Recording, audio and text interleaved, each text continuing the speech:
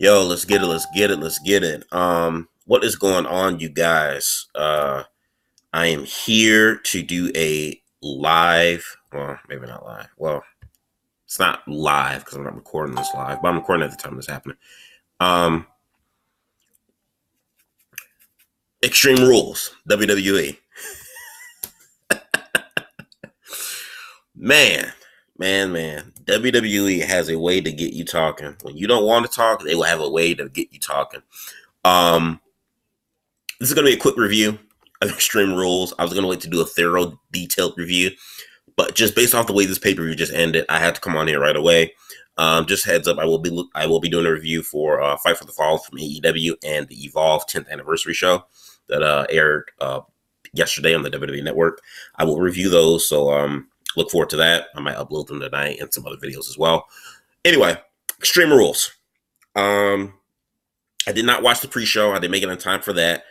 Surprisingly, Shinsuke Nakamura won the Intercontinental Championship from Finn Balor. That was shocking. So I have to go back and check that match out. But still, Nakamura's got some gold.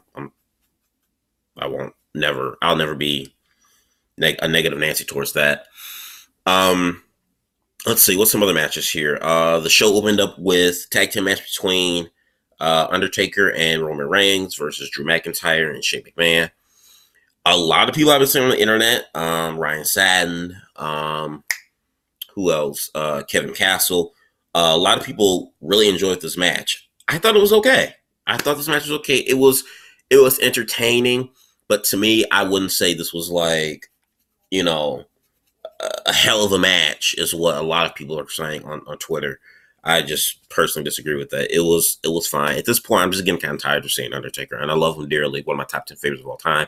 But I'm just kind of personally tired of seeing Undertaker. But I mean, hey, there's been stuff that's been going around saying that Undertaker wanted to wipe the stench off, the match he had with Goldberg a month ago.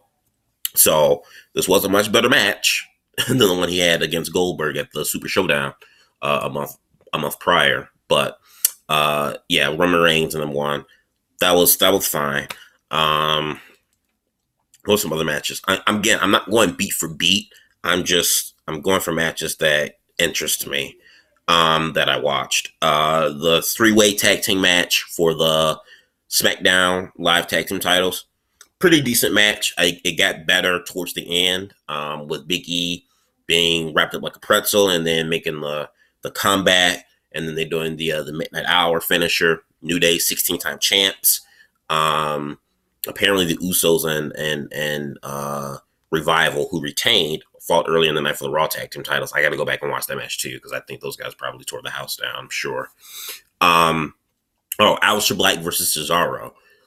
Best match on the card, in my opinion. Surprisingly, considering another match I thought was pretty close and high up there as well. But this was match of the night. Aleister Black winning over Cesaro. Good match. Pretty sure these guys are going to continue. I don't think this is a one and done. Next, we've got AJ Styles versus Ricochet for the United States Championship. This was a solid match. Everything you saw these guys do before, and you've seen these guys do before in Pro Wrestling Guerrilla, versus the last 2 weeks on Raw, they face each other back to back.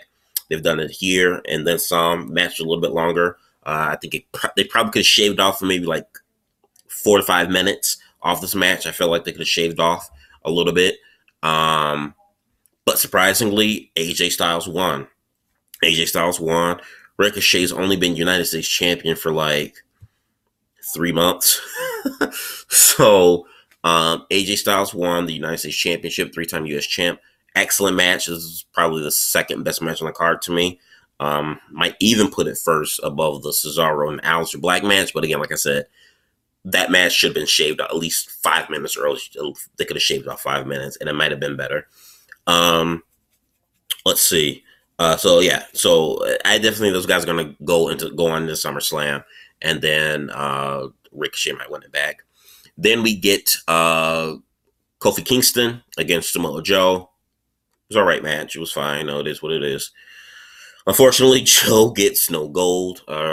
Kingston retains, and all members of New Day have all the SmackDown titles.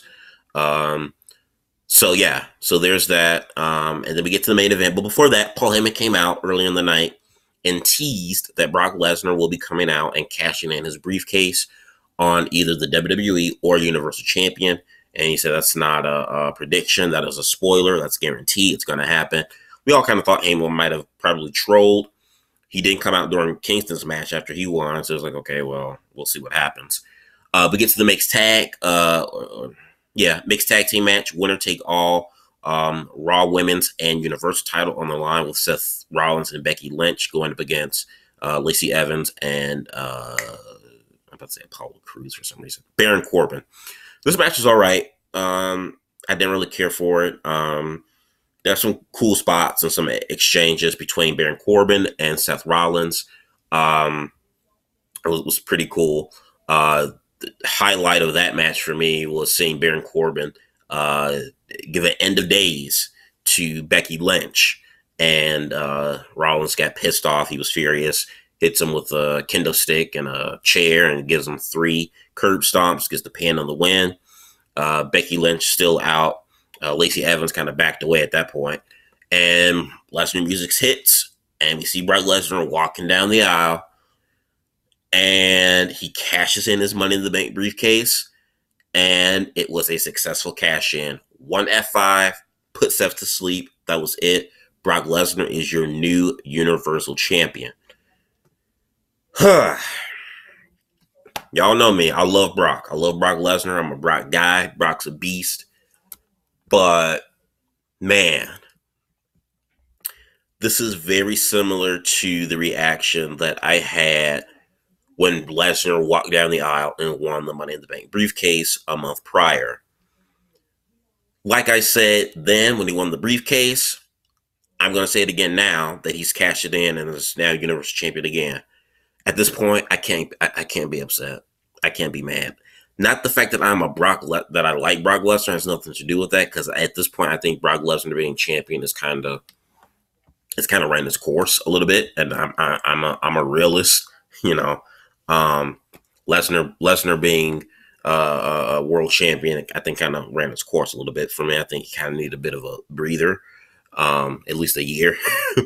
But like I said, again, I can't really be upset. I just kind of have to. I just shake my head. At this point, I don't get angry. I just shake my head and say, WTF.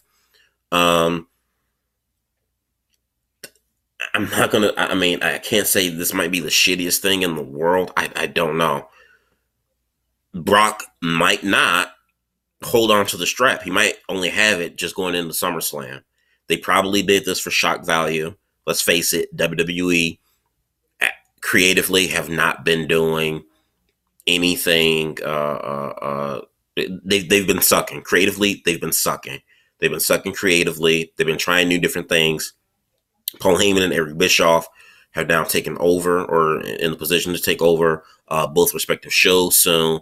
So this might be a part of Paul Heyman's plan, because for months we all thought Brock might have cashed in on the SmackDown champion and go on SmackDown, which to me, if they went that route, I probably wouldn't complain all that much, just because SmackDown is Brock Lesnar's former home. It'll be a new fresh coat of paint for Brock Lesnar on a new show that he hasn't been on in the last 12, 15 years. So I thought that could have been interesting, but keeping him on Raw, Universal Champion, I really don't know what to say about this.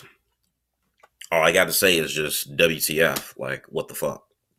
Literally, what the fuck? That's really all I have to say. Like, I can't be really upset anymore at this point. With the WWE, I'm just kind of going through the motions with the WWE. I'm excited for other things about wrestling. That's not WWE. WWE is just, I'm just going through the motions with them. And I'm just like, I'm at a wait and see point. All this talk for the Bischoff and Heyman era coming in creatively, I'm in the wait and see phase. I'm in the wait and see phase. I don't know where this is going to go.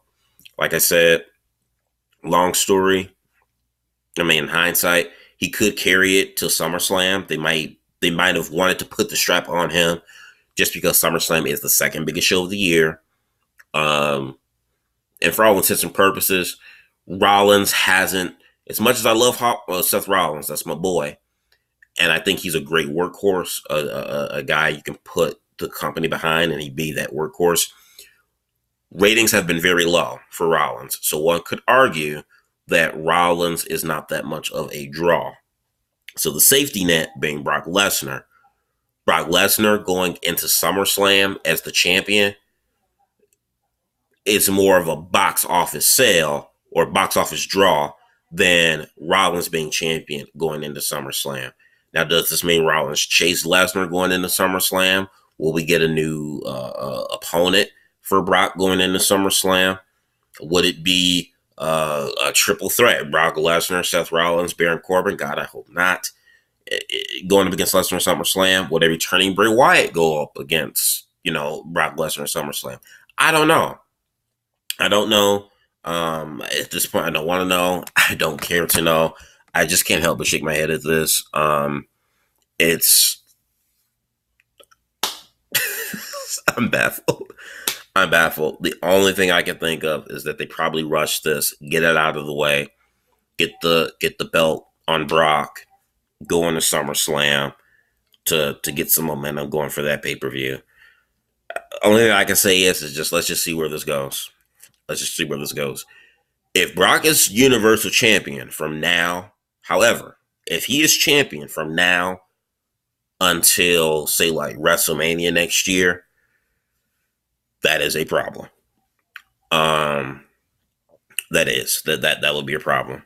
If Brock is champion until SummerSlam, they do a Rock from 2002 because remember when Rock won not the Universal Undisputed Championship. He was Undisputed Champion for like 4 weeks and then dropped the belt to Brock Lesnar in SummerSlam.